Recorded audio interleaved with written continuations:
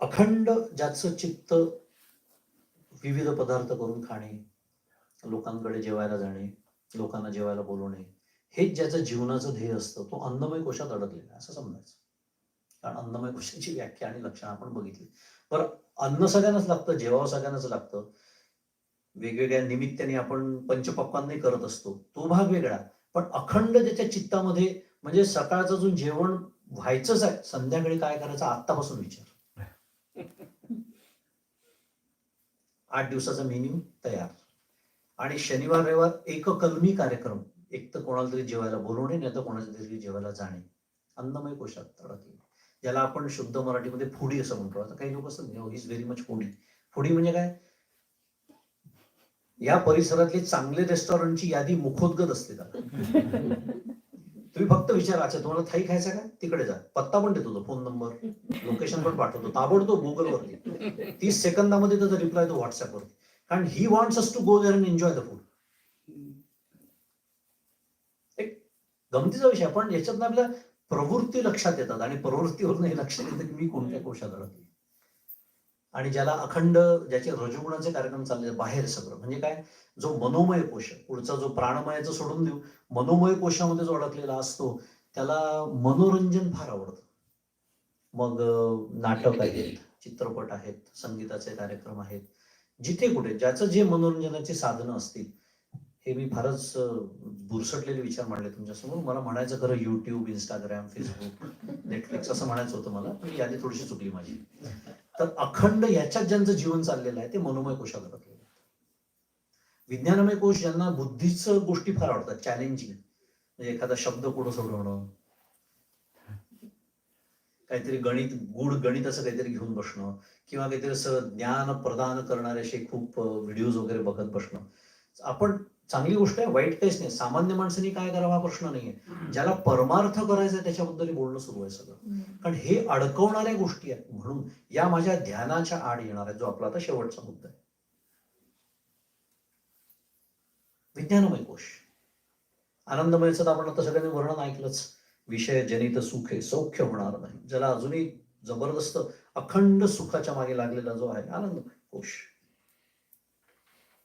आणि मी जसं म्हणालो, शेवटचा जो मुद्दा आहे की हे सगळं शिकायचं कशासाठी आहे, तर हे सगळ्याचा निराश करायचा आहे.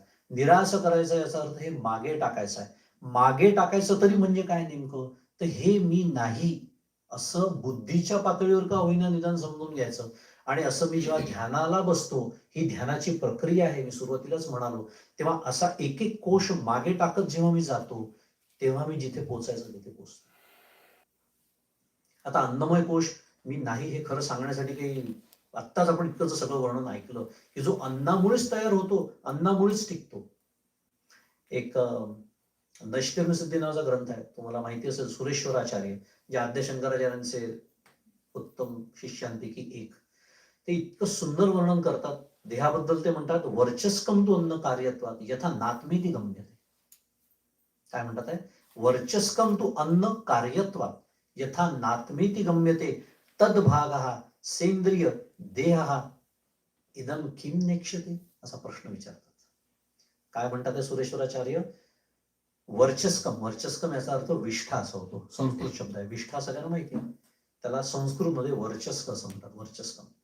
तो वर्चस्कम तो अन्न कार्यत्वात, विष्ठा हे कशाचं कार्य आहे, अन्नाचं कार्य आहे. ते अनात्मा हे कळतं, म्हणून तर आपण सगळे बाहेर टाकतो ती. पण पुढे ते प्रश्न विचारतात आहे पुढच्या चरणामध्ये, काय, तद्भागः सेंद्रिय देह, त्याच अन्नाचा भाग म्हणून हे इंद्रियांसहित असलेला देह तयार होतो. कारण देह म्हणजे काय आहे, त्वचा, रुधिर, मांस, अस्थि, मल, मूत्र. मग हे जे अनात्मा आहे मला कळतं, कारण मुळात मी जे आतमध्ये घेतलं तेच अनात्मा आहे. मग अनात्म्यापासून अनात्माच तयार होणार आहे, ते तयार होतं, ते हे कळतं. मग हे तितकंच अनात्मा हे का कळत नाही तुम्हाला, असा प्रश्न विचारतात सुरेश्वराचार्य. की मी जेव्हा ध्यानाला बसतो आणि निराश करताना मी जेव्हा पहिले अन्नमय कोशाचा विचार करतो, तो मागे टाकावाचा मला जेव्हा टाकायचा असतो, तेव्हा खरं अन्नमय कोश मागे टाकणं सगळ्यात सोपं म्हटलं तर अन्नमय कोश. कारण it is but natural, it is not a rocket science शुद्ध मराठीमध्ये. की तो किती जड आहे, किती चेतन अचेतन आहे. जड याचा अर्थ अचेतन होतो बरं का, अनात्म शास्त्रीय भाषेमध्ये, जे आत्म नाही ते अनात्म. मनच तेच. पुढचं प्राणमय, प्राण सुद्धा, प्राण म्हणजे काय आपण बोललो, प्राण हे वायू तत्व आत बाहेर करतो, परतंत्र आहे, ज्याच्यामध्ये हालचाल आहे, जे परतंत्र आहे ते अनात्मा.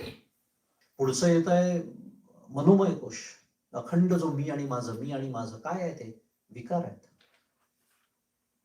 बरं तो कधी असतो कधी नसतो, झोपेमध्ये मनोमय नसतो, लय पावतो मन.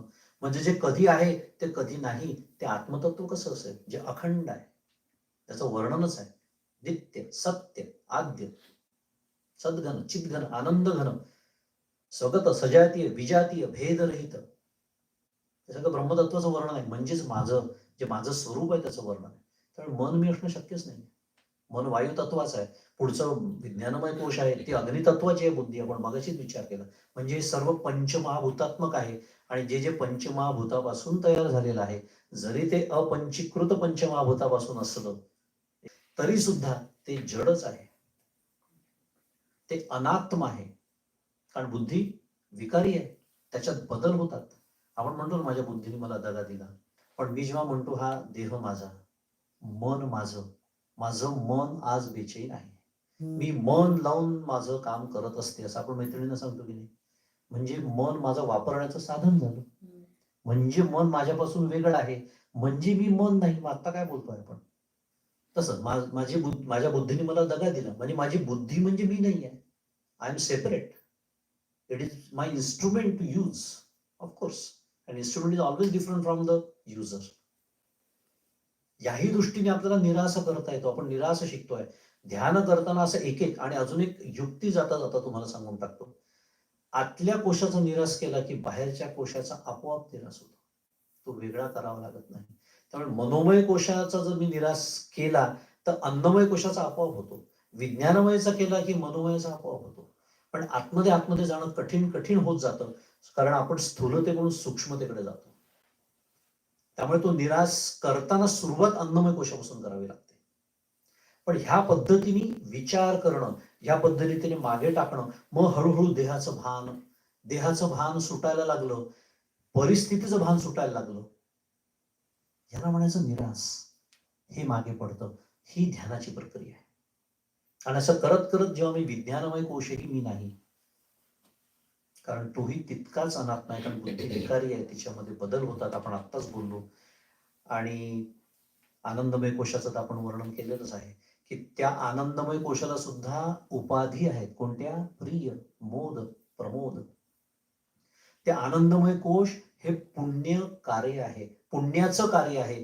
जेव्हा आपलं पुण्य फलास येतं तेव्हा कुठलाही प्रयत्न न करता आपल्याला सुखाची प्राप्ती होते. पापाचं फळ काय आहे? दुःख. पुण्याचं फळ काय आहे? सुख. त्यामुळे मला जेव्हा सुख प्राप्त होतं तेव्हा ते सुख त्या एखाद्या माझं आधी करून ठेवलेलं पुण्य जे कर्म आहे ते फलित होतं. म्हणजे काय? ते पुण्याचं कार्य आहे. आणि जे कशाचंही कार्य असतं ते अनात्म असतं. वेदांताचा सिद्धांत आहे. जे कशाचंही कार्य आहे आणि जे कशाचंही कार्य नाही ते फक्त कारणच आहे सगळ्याचं, त्याला ब्रह्म असं म्हणतात, त्याला आत्मा असं म्हणतात. ते सोडून म्हणून सगळं अनात्म आहे, कारण ते सगळं कार्य आहे. त्यामुळे आनंदमय कोश हे पुण्याचं कार्य आहे, म्हणून ते अनात्म आहे, म्हणून ते आत्म नाही. असं करत करत करत या टप्प्याटप्प्याने आपण जेव्हा आनंदमय कोशापर्यंत पोहोचतो. आता शेवटचा मुद्दा सांगतो आणि थांबतो तुम्हाला, कारण तिथे आनंदमय कोश ध्यानामध्ये आपल्याला कसा भेटतो एवढं सांगतो फक्त. जेव्हा आपण हे 4 कोश मागे टाकतो, बरोबर, कल्पना करा आता की ध्यान अगदी छान जसं माझं व्हायला पाहिजे तसं आतमध्ये आतमध्ये आतमध्ये मी जातोय, अंतर्मुख होतोय, हे 4 कोश मागे टाकले आहे. एक जागा अशी येते की आता मागे टाकण्यासारखं काहीच उरत नाही. आता मागे टाकण्यासारखं काही उरलेलंच नाही आहे. त्याला म्हणतात शून्य अवस्था. त्याला शून्य म्हणतात. शून्य, शून्य माहिती आपल्याला, there is nothing, that is called शून्य. ही जागा ध्यान प्रक्रियेमध्ये एका ठिकाणी येते आणि त्याला शून्य म्हणतात, कारण आता मागे टाकण्यासारखं काहीच उरलेलं नाही आहे. आणि काही लोक तिथेच थांबून जातात, कारण तिथे आनंद आहे, कारण त्याचं स्वरूपच आनंदमय कोश हे आहे. तिथे आनंद जो आहे ना तो नकारात्मक आनंद आहे, जो आपल्याला झोपेतही प्राप्त होतो. झोपेत का बरं आनंद होतो माहितीये? पण मूळ मला त्रास देणार माझं अंतःकरणच तिथे नाही, म्हणून आनंद होतो, म्हणून त्याला नकारात्मक आनंद म्हटलेला आहे. तसं ती अवस्था असते ध्यानाची, त्याला शून्यावस्था असं म्हणतात. आणि त्या शून्य अवस्थेमध्ये थांबणारे काही बौद्धांचं जे तत्वज्ञान आहे ते शून्यालाच ब्रह्म म्हणतात, ते तिथे थांबून जातात. पण समर्थ रामदास स्वामी काय म्हणतात, इकडे दृश्य तिकडे देव, मध्ये शून्यत्वाचा ठाव, तया प्राणी मंद बुद्धिस्तव ब्रह्म. इकडे दृश्य म्हणजे हे चारी कोश, आपण चार कोश हे टाकून इकडे दृश्य तिकडे देव म्हणजे आत्मा ब्रह्म, मध्ये शून्यत्वाचा ठाव, त्याला मी कधी कधी गमतीने नो मॅन्स लँड म्हणत असतो. तया प्राणी मंद बुद्धिस्तव ब्रह्म म्हणजे नाही, याचं कारण आहे ते शून्य मला कळत आहे की नाही. आतापर्यंत मला माझं मन कळत होतं, बुद्धी कळत होती, देह कळत होता, हे मी मागे टाकलं. आता मी ध्यानाच्या प्रक्रियेमध्ये अशा एका टप्प्यावर येऊन पोहोचलो आहे की मला आता शून्य, पण शून्याचे अनुभव मला येतोच आहे, बरोबर. म्हणजे शून्य मला कळत आहे. आता शास्त्राच्या भाषेत बोलूया, म्हणजे शून्याचं प्रकाशन होत आहे. आणि प्रकाशन होत आहे, ज्याचं प्रकाशन होतं त्याला प्रकाश्य म्हणतात. आणि जे प्रकाश्य असतं ते सगळं अनात्म असतं, वेदांताचा सिद्धांत. म्हणून आपली वृत्ती सुद्धा प्रकाश्य आहे. या सगळ्या वृत्ती तुटणार ह्या प्रकाश आहेत, त्याच्यावर मी पुन्हा मागे जात नाहीये. पण शून्याचं सुद्धा ज्या अर्थी प्रकाशन होतं, ज्या अर्थी मला शून्य कळत आहे, त्या अर्थी मी अजून वेगळाच आहे शून्यापासून, बरोबर. म्हणून शून्य ही सुद्धा शेवटची काय म्हणूया स्थिती नाही. आणि म्हणून त्याला आनंदमय कोश म्हटलेला आहे. आत्मा कुठे आहे, देव कुठे आहे, इकडे दृश्य तिकडे देव आहे. त्या शून्याच्याही पलीकडे आपल्याला जायचं आहे. ध्यानाचा अभ्यास करणारी जी आपली सूक्ष्म बुद्धिवृत्ती असते, तिने तिथे सावध राहायचं असतं.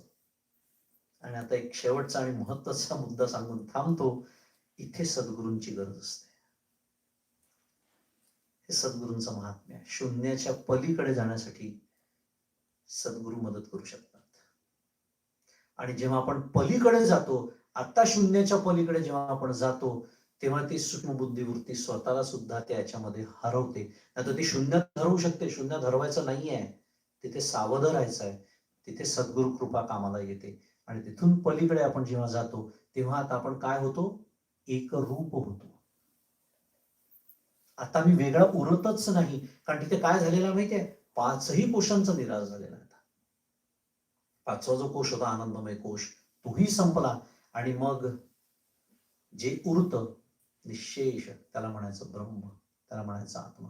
आणि ते माझंच स्वरूप असल्यामुळे मला वेगळं राहून त्याचा अनुभव घेताच येत नाही, कारण ते मीच ते आहे ना. ते आयुष्य गेलं तरी समजत नाही, कारण मी स्वतःला देह समजतो, त्यामुळे मला हे कळतच नाही. हे फार सूक्ष्म विचार आहे. त्यामुळे त्याचा जो अनुभव येतो, ज्याला आपण परमात्म्याची प्राप्ती म्हणतो, ज्याला साक्षात्कार म्हणतो, ही साक्षात्काराची व्याख्या आहे. साक्षात ते होणे म्हणजे साक्षात्कार. ते आपल्याला चित्रपटात दाखवतात ते फालतूचे साक्षात्कार नाही. ते काल मी बोललो, देऊळ वाकड तिकडं होतं, विजा चमकतात, घंटा वाजायला लागतात, हे जे आपले डोके बिघडले चित्रपटांनी. साक्षात्कार म्हणजे साक्षात ते होणे, याला म्हणायचं एक रूप होणे ब्रह्मतत्वाशी, त्या आत्मतत्वाशी, म्हणजेच जे माझं स्वरूप आहे. म्हणजेच काय आहे की त्या स्वरूपाच्या आड येणारे जे पाच कोश आहे ते फक्त बाजूला करायचे. आत्मप्राप्तीसाठी, ब्रह्मप्राप्तीसाठी, भगवंताच्या प्राप्तीसाठी, परमात्म्याच्या प्राप्तीसाठी वेगळं काहीच करायचं नाहीये, कारण तो स्वतः सिद्ध आहे. त्याला स्वयंप्रकाश असं म्हणतात, त्याला वस्तुतंत्र असं म्हणतात. माझ्या कर्माचं फळ म्हणून नाही त्याची प्राप्ती आहे, नाही, कारण कर्माचं फळ नाशिवंत असतं, ते नाशिवंत ठरलं असतं. माझ्या कर्माच्या फळाची एवढीच प्राप्ती आहे, हे पाच कोश बाजूला करणे. जसे ते पाच कोश बाजूला होतात, जसा तो अहम संपतो, काय उरतं फक्त सहा. सहा अहम सोहम, हेच तर ध्यान करतो. हा त्या पाच कोशांच्या निरासाची ही ती प्रक्रिया आहे. आणि ह्याच्यासाठी हे पाच कोश शिकायचे असतात, त्यांचं स्वरूप समजून घ्यायचं असतं, त्यांची लक्षणं समजून घ्यायची असतात. जर मी त्याच्यात कुठे अडकलो असेल तर त्याच्यातून पुढे जाण्याचा प्रयत्न करायचा असतो, म्हणजेच हे कोश मागे टाकायचे असतात. त्यालाच निरास करणं असं म्हणतात. आणि हा निरास जेव्हा पूर्ण होतो तेव्हा ते सोलीव सुख, आणि ते जे सुख आहे त्याला सुख म्हणतच नाहीत आता, त्याला आनंद असं म्हणतात. तो आनंद जर एकदा प्राप्त झाला किंवा मग आनंदाचे डोही आनंद तरंग, आनंदाची अंग आनंदाचे. तुकाराम